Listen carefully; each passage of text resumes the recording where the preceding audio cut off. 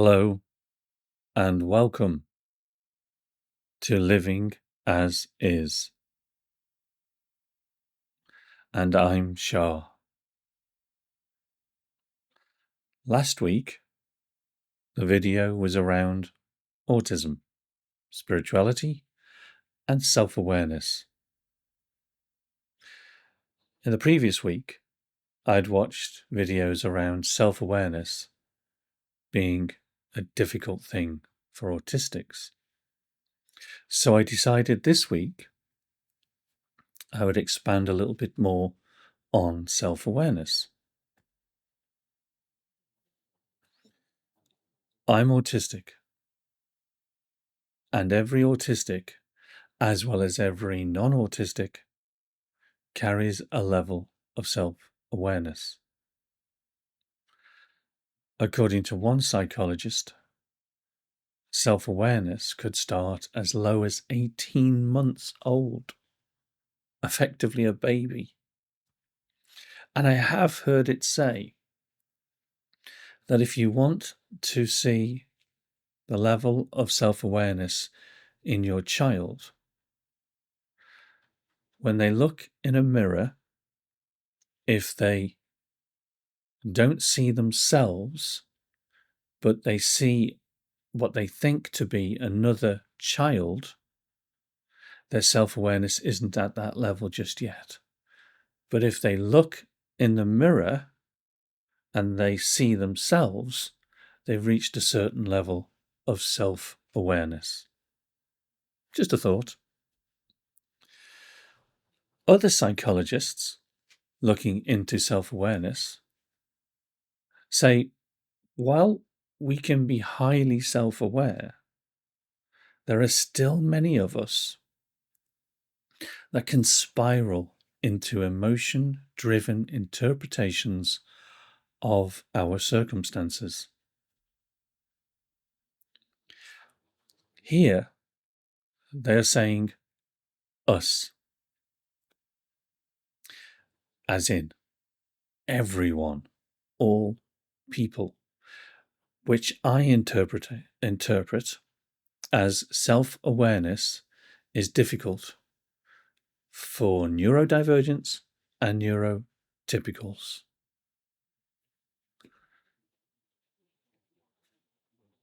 My understanding started a long time ago, and it is based upon everyone being individuals and able to think for themselves at some level, levels that developed through an individual's life. Self-awareness may be difficult for some, eye-opening for others, and somewhere in between for the rest of the people. At 4 years old, my left arm was broken. Both parents working, they still sent me to school. At school, I ended up dusting. And what do you know? I was dusting because I'm left-handed, which meant I couldn't learn to write. Once all my dusting duties were over, I was allowed to read, starting with children's books. Peter and Jane, which I devoured. I got through those books so fast because I wanted to get to the older books, books meant for children above my age group. Science fiction. I loved science fiction. And all I can say is Sargasso of Space. Sargasso of Space by Andre Norton. Oh, blew my mind. I was a cheeky child and tested the patience of adults around me. My form room teacher got some of it. In one session, I came out with a word. Not rude, nothing like that. The teacher frowned at me and said, "Spell that word." At the time, I was eating language from books. And whilst I was learning meaning, spelling was a different matter. Dyslexic. I looked thoughtful, stared my teacher in the eyes, and said, "No, I can't. But I bet you the context is right." And as she burst out laughing, she said, "Yes, it was."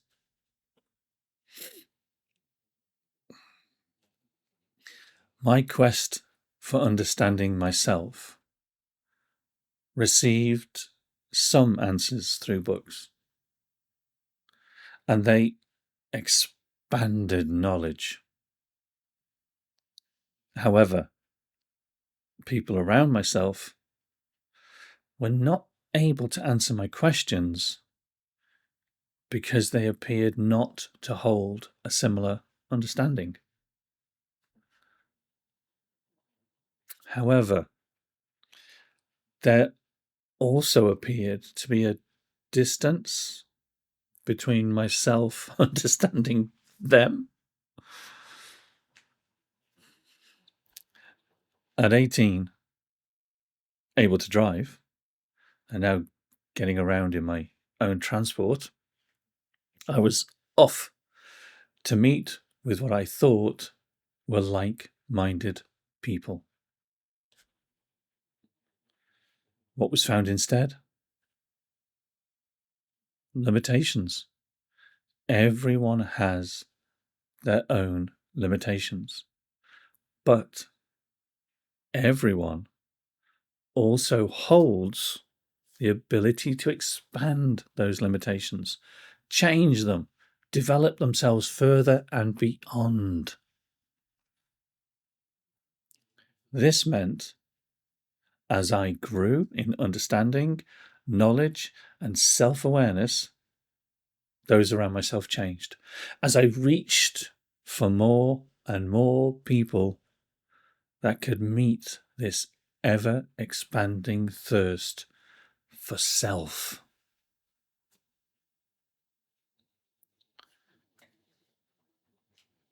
Yet, what I was finding instead,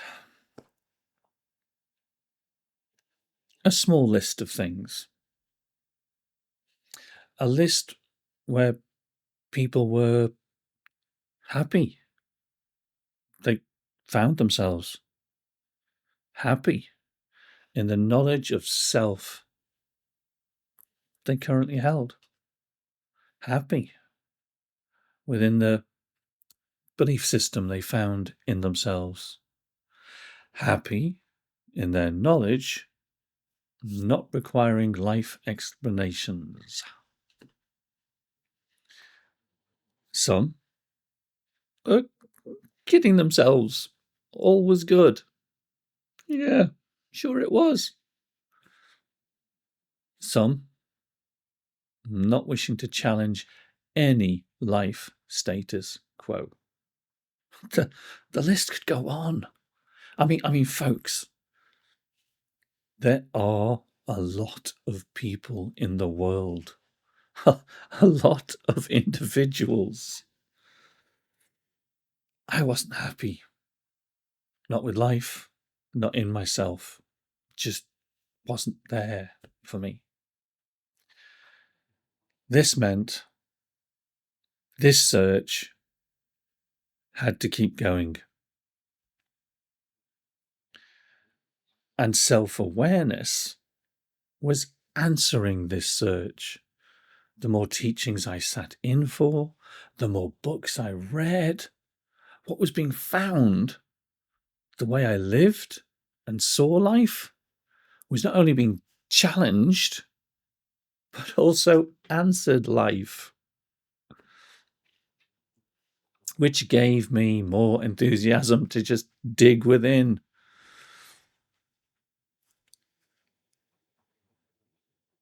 As I mentioned, there are videos that are saying self-awareness or too much self-awareness can not be so good for autistics.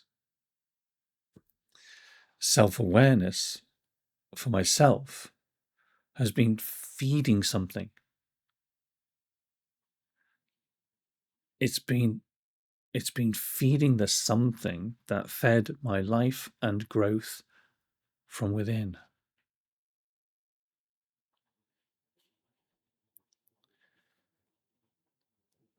The side of the fence that I sit on with self-awareness, it's capable of dropping understanding into my lap.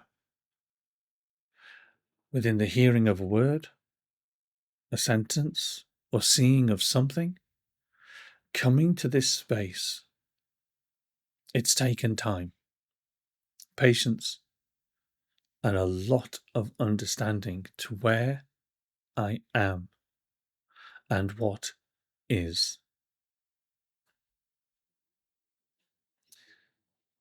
The need to view something objectively can become quite important. However, as it's shown, neurodivergents are more sensitive within their own wiring. So, of course, there is a higher possibility a neurodivergent may become enmeshed within their own emotional driven interpretations. Becoming stuck within processes could have us ruminating or obsessing, both of these being very different to self awareness. Through self awareness, you may be able to see the ruminating or obsessing taking place. There are times when I'm information dumping and something is triggered within. I find a focus coming to my words, my breathing, even the feelings coming from within. As I do this, a growing awareness takes place. In conversation, I may say, "Oh, I'm information dumping," and through habit of childhood, apologize for it. But this does rely on these feeling and sensations being made aware to myself.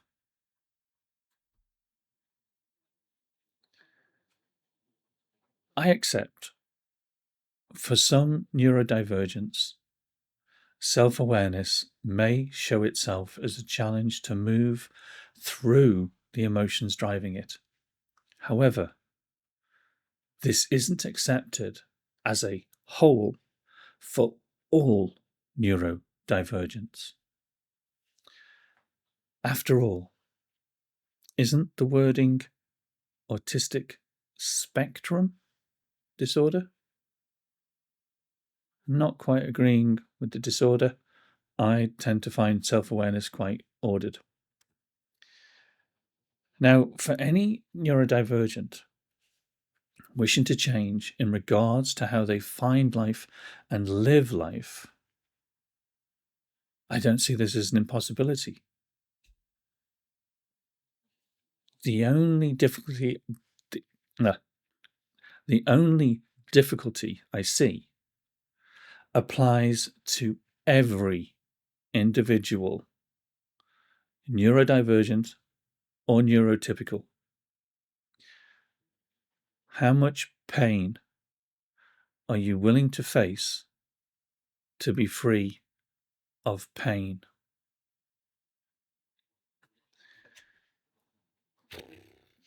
My childhood haunted me all my life.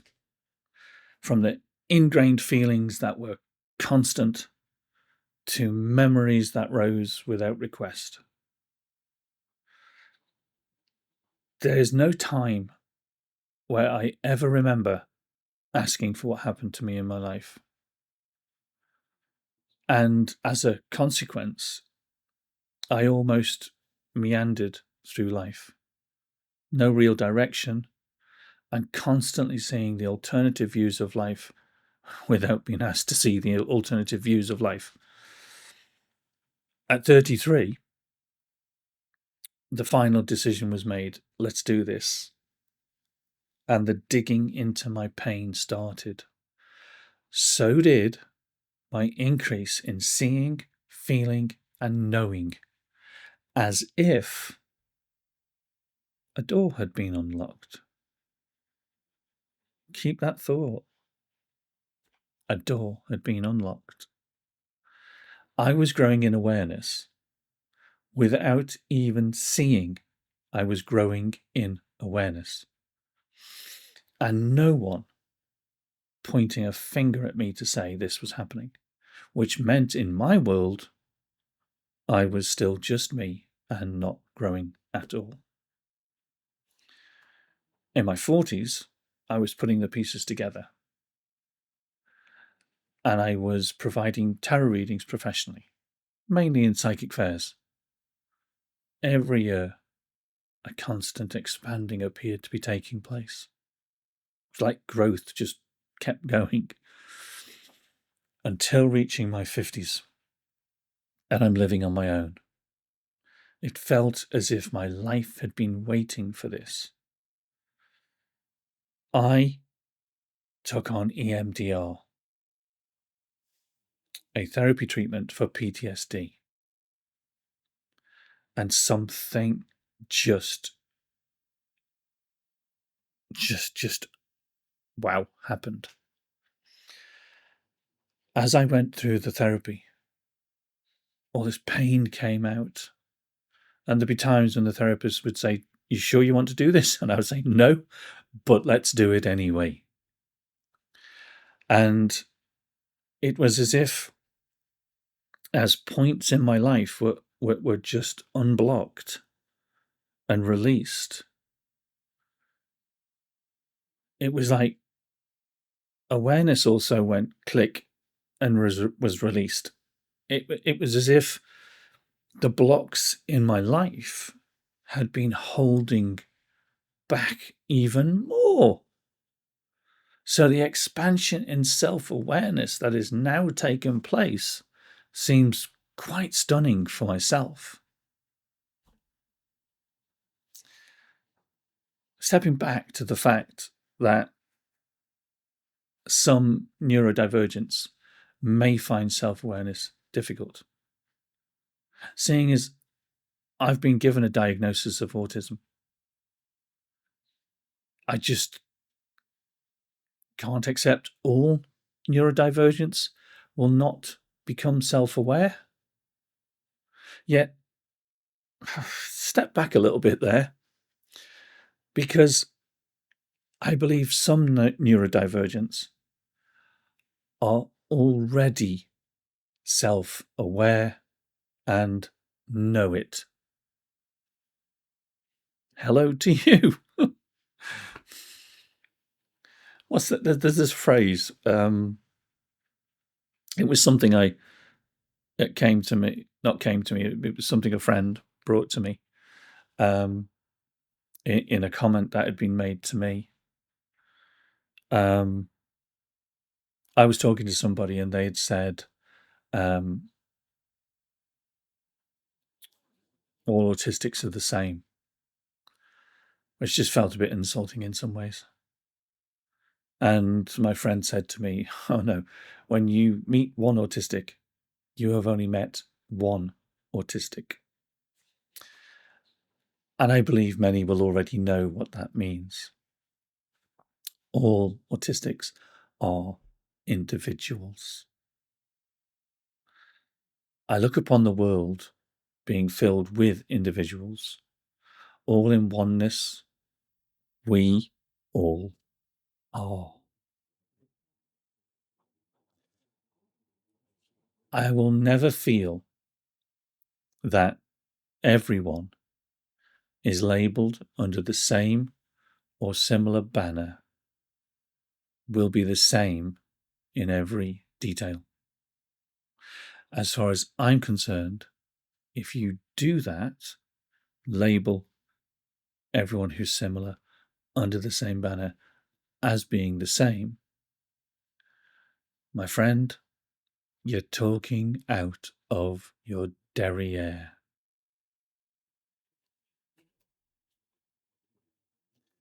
Oneness for myself contains all beings,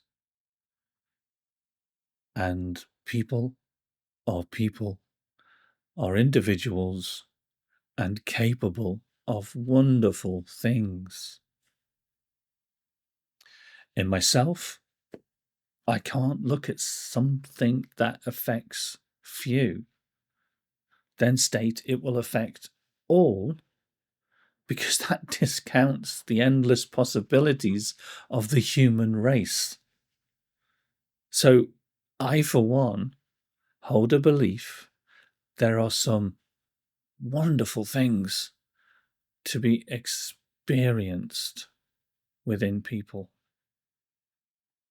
Amazing things within autistics.